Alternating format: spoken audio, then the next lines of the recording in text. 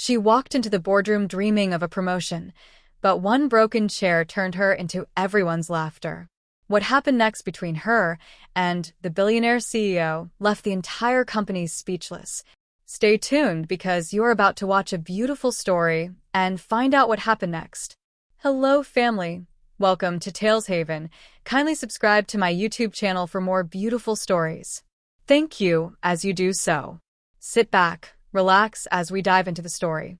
The sun had barely risen over New York City, painting the tall glass buildings in gold, when Clara Dawson stood in front of her mirror, taking one last nervous look at herself. Her heart thumped wildly. Today wasn't an ordinary day. It was the day she would finally sit in the same room as the company's top executives, including the man everyone called the Iron CEO, Alexander Pierce. Clara's small apartment was quiet except for the hum of her coffee machine. She had spent the entire night preparing her presentation slides for the company's quarterly review. Her laptop was open, pages of notes scattered around. Even her cat, Muffin, had watched her pace back and forth as if sensing how important the day was.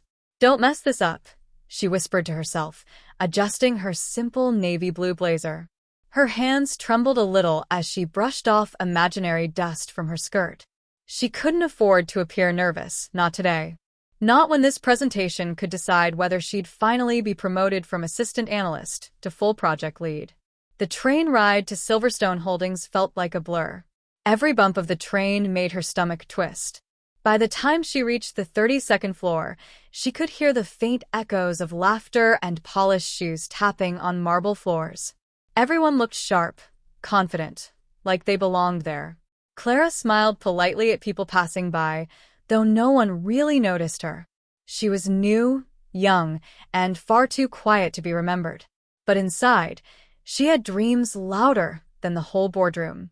The meeting room was enormous, surrounded by glass walls that overlooked the city skyline. A long mahogany table stretched across the room, and at its head sat Alexander Pierce himself, tall, calm, unreadable. He was in his early 40s but carried the authority of someone twice his age. "Good morning," he said in a deep, steady voice that commanded attention. The room fell silent. Clara quietly took her seat near the end of the table, clutching her laptop and a notepad filled with ideas she had rewritten at least 10 times. As the meeting began, Alexander went over numbers, profits, and projections with sharp precision. His tone was serious, but his words carried a strange warmth beneath them, the kind that made people both respect and fear him. One by one, the department heads gave their reports. Then, almost out of nowhere, she heard her name. "Miss Dawson," Alexander said, glancing briefly at his notes. "You prepared a proposal for the new community outreach project, didn't you?" Her breath caught. This was her moment. "Yes, sir," she replied, standing quickly. She grabbed her file and turned toward the projector, but before she could take 2 steps, it happened. A sharp crack echoed through the room. The chair she had been sitting on gave way, without warning. The backrest snapped, one leg broke, and in an instant, Clara lost her balance and fell straight to the floor, right at the feet of the billionaire CEO. Her papers scattered like snow. The noise startled everyone. For a second, the room was completely silent. Then came a sound that pierced her heart. Laughter. One man at the far end chuckled. Another smirked. Someone whispered, "She can't even sit properly." Clara's face turned red. She felt hot tears sting the corners of her eyes as she sat frozen on the floor. The humiliation was unbearable. This was supposed to be her big chance, not a scene out of a comedy movie. She tried to gather her papers, trembling. Her mind screamed, "Get up, Clara. Just get up." But her body refused to move. Then, through the laughter, a deep voice spoke, firm, commanding, and unexpected. "That's enough." The laughter stopped instantly. Alexander Pierce had risen from his chair. Everyone turned toward him. To everyone's surprise, the billionaire CEO, the man known for his no-nonsense attitude, walked straight to Clara and knelt down. "Are you hurt?" he asked gently, offering his hand. Clara's eyes widened. The entire room stared in shock. I'm fine," she stammered, embarrassed beyond words. Alexander didn't look convinced. He helped her up slowly, making sure she was steady before picking up the broken piece of the chair. He looked around the room with a calm but firm expression. "Who approved these chairs?" he asked. No one answered. "Replace every single one by tomorrow. I won't have anyone else getting hurt." Clara blinked in disbelief. Her heartbeat softened from panic to something else, gratitude. No one had ever defended her like that before. Alexander turned back to her. "You can do your presentation from where you are, Miss Dawson. Don't let this stop you." His words held something powerful, not pity, but respect. Clara nodded, took a shaky breath, and began her presentation. At first, her voice trembled, but as she spoke, confidence slowly replaced fear. Her ideas flowed clearly, her words strong and meaningful. When she finished, the room stayed silent. Not with laughter this time, but with genuine admiration. Even the executives who had laughed earlier looked down, ashamed. Alexander folded his arms and gave a small nod. "Impressive," he said. "We'll discuss this proposal further." It was just 2 words, but to Clara, it felt like a lifetime of validation. As she packed her things after the meeting, her eyes met Alexander's once more. For a brief second, their gazes held, and something unspoken passed between them. Maybe it was respect. Maybe it was curiosity. Or maybe, just maybe, it was the beginning of something neither of them had expected. And that fall, that embarrassing, unforgettable fall, would soon become the turning point of her entire life. The next morning, Clara barely slept. Her mind replayed every detail of what happened in the boardroom. The laughter, the fall, and the unexpected kindness from the billionaire CEO himself. She kept wondering why he helped her. Alexander Pierce wasn't known for compassion. In fact, his reputation was the opposite: strict, disciplined, and detached. Yet, for some reason, he had stood up for her. When she arrived at the office that morning, the atmosphere was strangely different. Conversations stopped as she walked past. Some smiled awkwardly. Others avoided her eyes. News spread fast in Silverstone Holdings, and the story of the girl who fell in front of the CEO had already made its way across every department. Clara tried to ignore the whispers. She held her head high, pretending not to notice. But deep inside, her heart ached. She feared she had become the company joke. Just as she sat at her desk, her phone beeped with a new email notification. It was short and direct. From Alexander Pierce.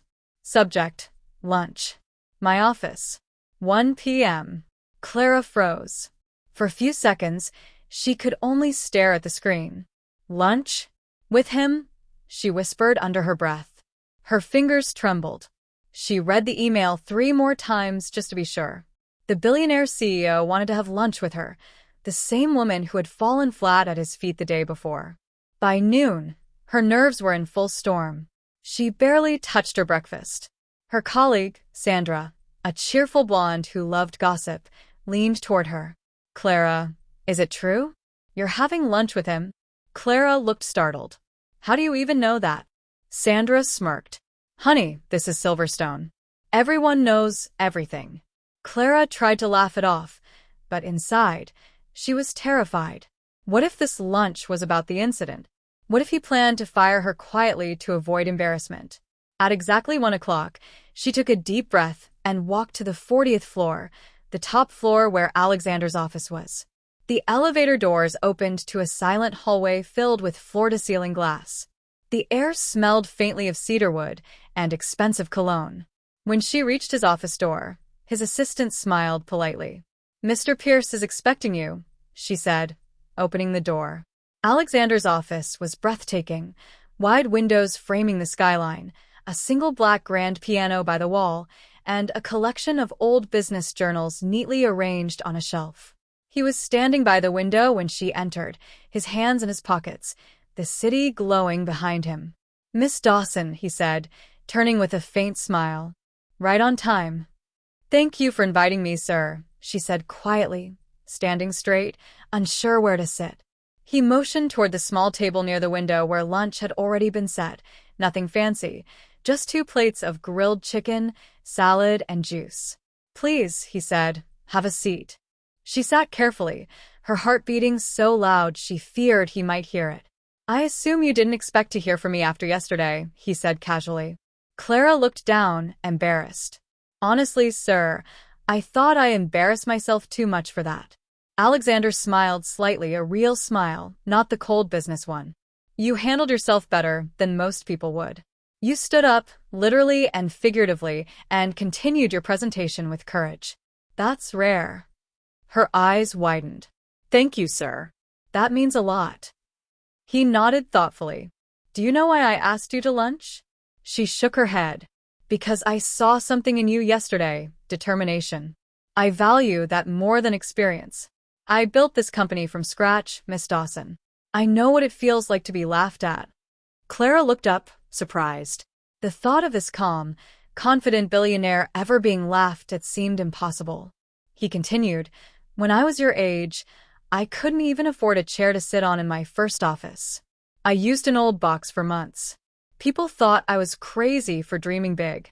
But I kept going." Clara smiled faintly. "I guess we both had chair problems," she joked softly. For the first time, Alexander laughed, a deep, genuine sound that filled the room. "Exactly," he said, still smiling. "You see, failure or embarrassment doesn't define you. How you rise after it does." For the rest of the lunch, they spoke more casually. He asked about her background, her mother, who worked as a nurse, her father, who had passed away years ago but taught her never to give up. Alexander listened, not as a boss, but as someone who truly cared. Every now and then, he'd share small bits about himself, his early struggles, his mistakes, and the loneliness that came with success.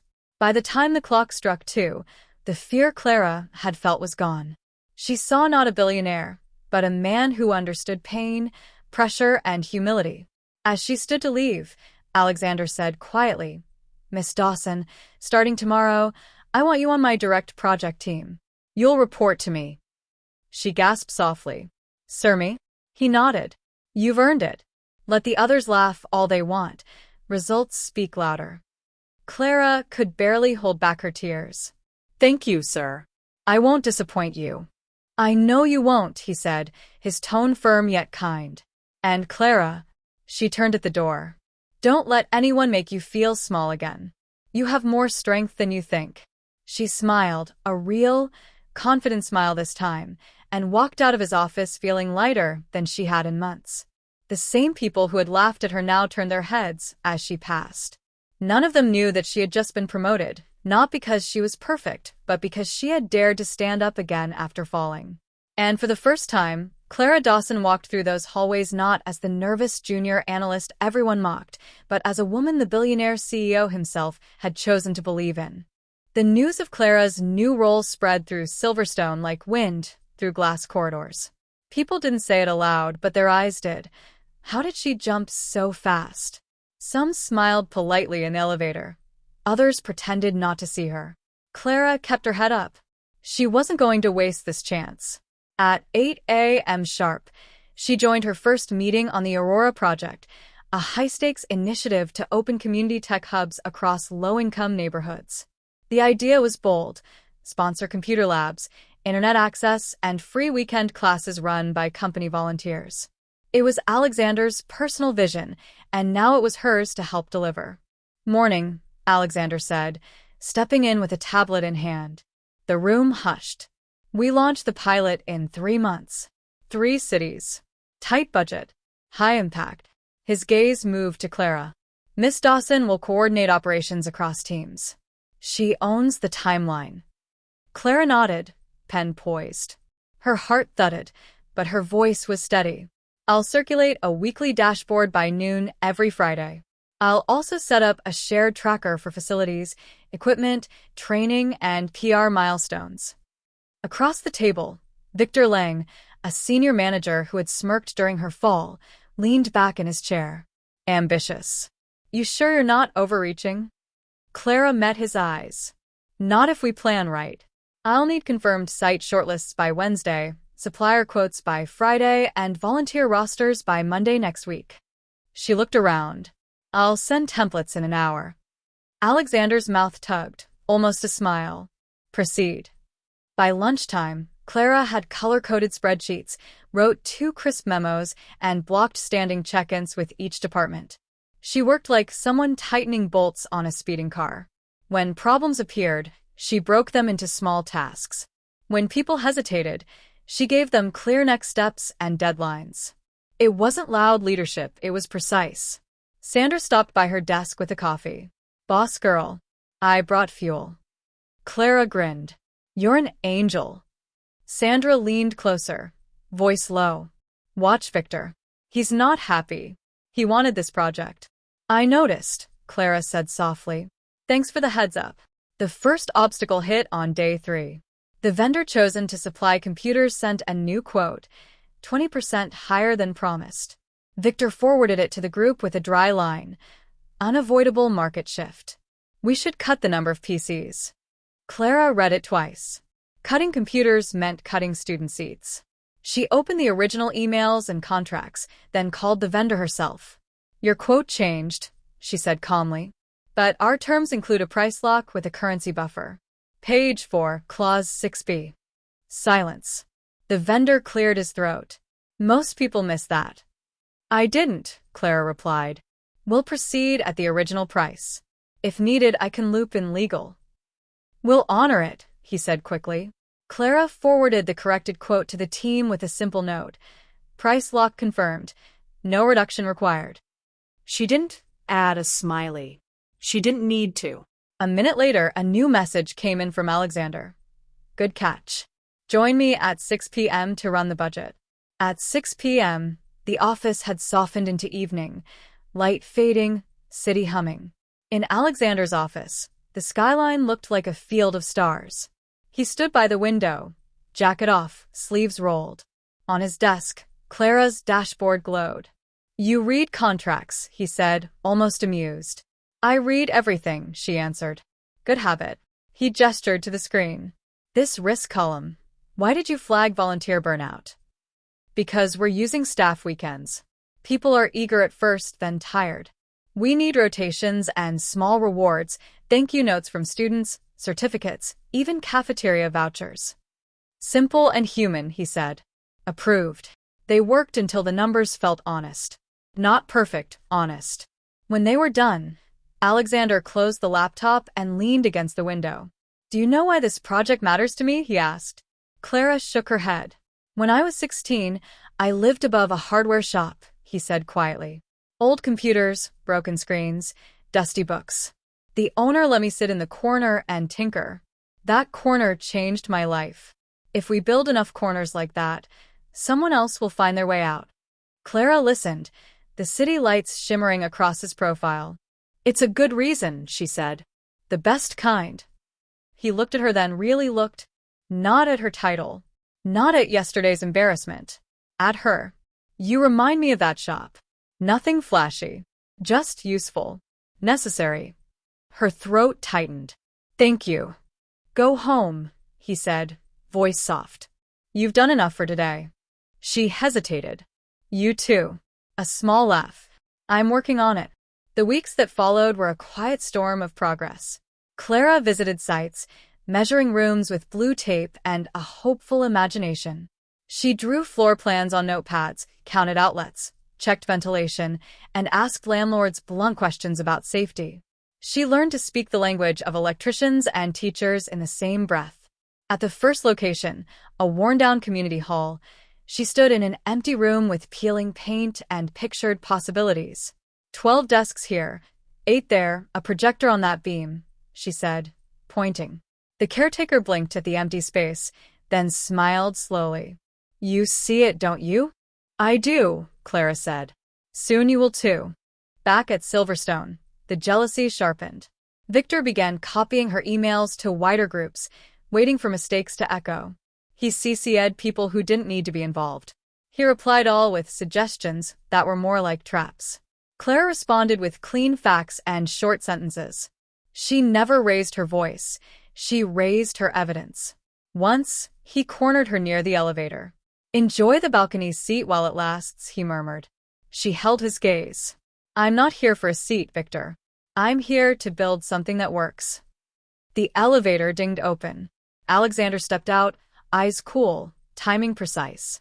Is there a problem? He asked. Victor's smile became polished. None at all, sir. Alexander's eyes flicked to Clara. Walk with me. They moved down the corridor. He didn't ask what Victor said. He didn't need to. Noise is normal, he said. Focus on signal.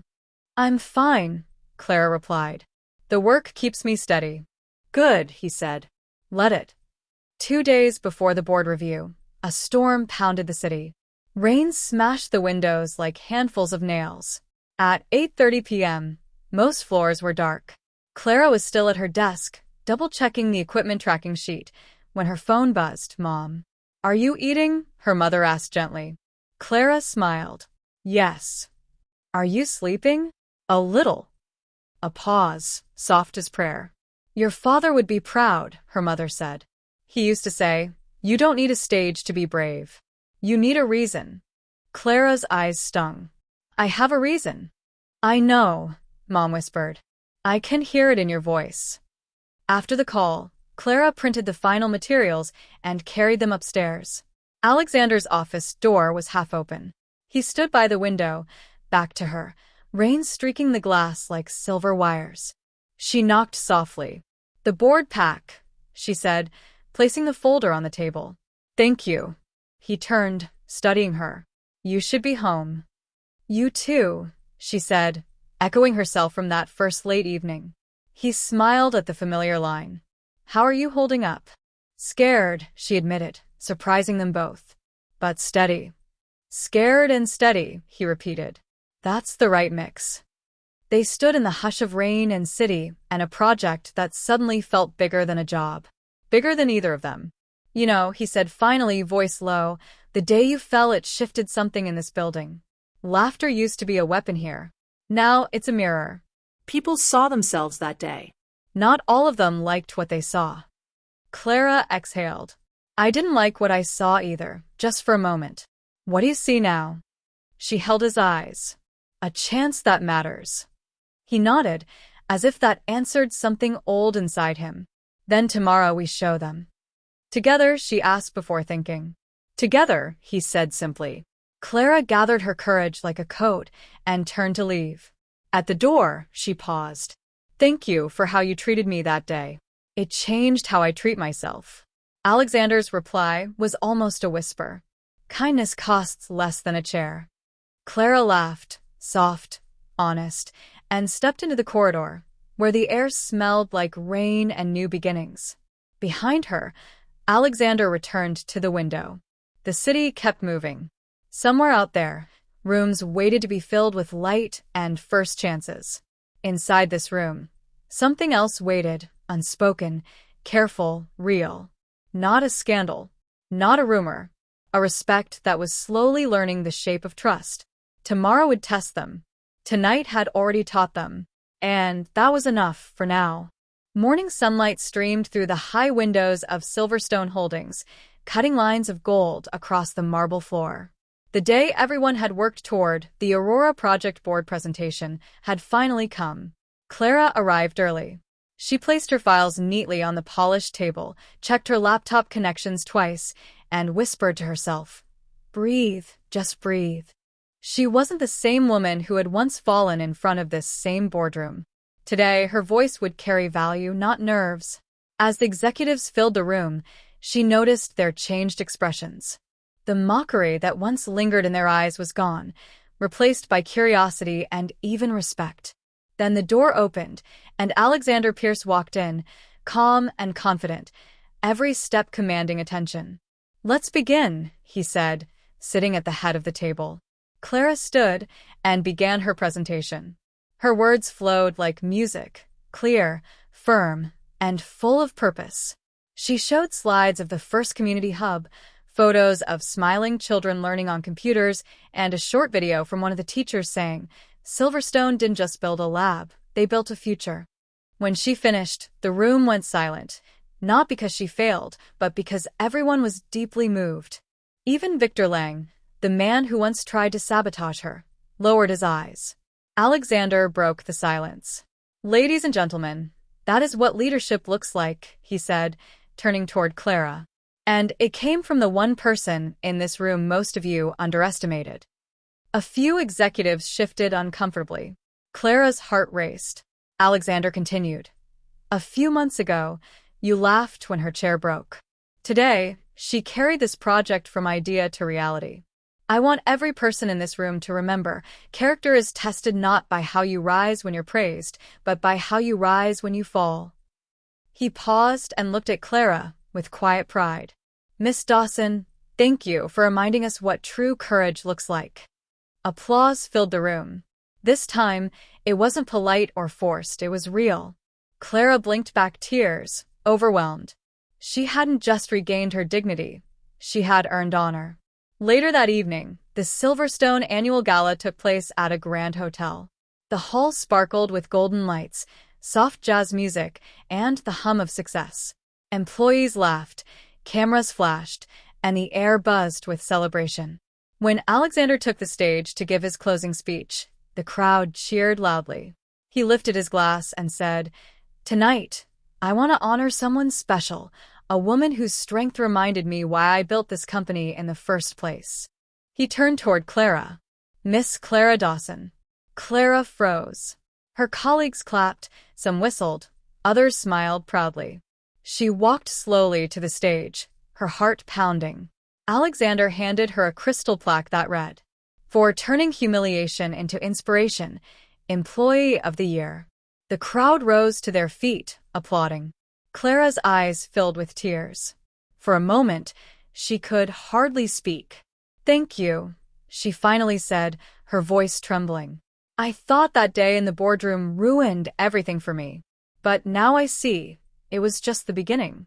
Sometimes life breaks your chair, so you can learn to stand taller." Laughter and cheers echoed around the room. Alexander smiled, proud and almost emotional. After the ceremony, Clara found a quiet corner by the balcony, away from the noise. She looked down at the city lights, remembering every moment, the laughter, the shame, the second chance, and the hard work that followed. She heard footsteps behind her. She turned to see Alexander standing there, 2 glasses of sparkling juice in his hands. "Thought you could use one," he said, handing her a glass. "Thank you, sir," she said softly. "Call me Alexander," he said with a faint smile. "You've earned that." They both leaned on the railing, looking out over the glowing skyline. "You know," Alexander said quietly, "that day you fell, it made me realize how easy it is to laugh at someone's pain and how powerful it is to lift them instead. You reminded me of something I had forgotten, humanity." Clara's eyes softened. "And you reminded me that kindness can come from unexpected places." He smiled. "The world would be better if more people worked like you do. Heart first, pride last." For a while, they stood in silence. The air was cool, the city alive beneath them. Clara felt a strange peace, a deep gratitude for everything that went wrong, because it led to everything that turned right. Finally, Alexander said, "Clara, you've proven something bigger than success. You've proven that grace can rebuild what embarrassment tried to destroy." She smiled. "Maybe we both learned that lesson." He raised his glass. "To broken chairs and brave hearts." She clinked her glass against his. "And to second chances." They laughed softly, watching the lights below shimmer like stars. The city kept moving, but for a moment, time slowed. 2 people connected not by power, but by respect and shared understanding. Weeks later, the Aurora project became a national success. 3 community tech hubs turned into 10. Silverstone Holdings became known not just for profits, but for purpose. And Clara Dawson? She didn't just climb the corporate ladder. She became a name that carried weight, the kind of leader people trusted. Sometimes, she'd smile at her new office chair, a sturdy one this time, and remember the day everything changed.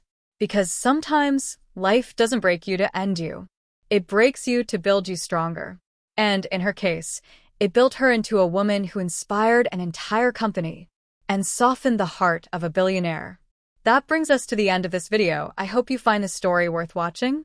If you do, kindly subscribe to my YouTube channel for more beautiful stories, like and share this video to your friends and loved ones. Your support and engagement encourage me to post more videos.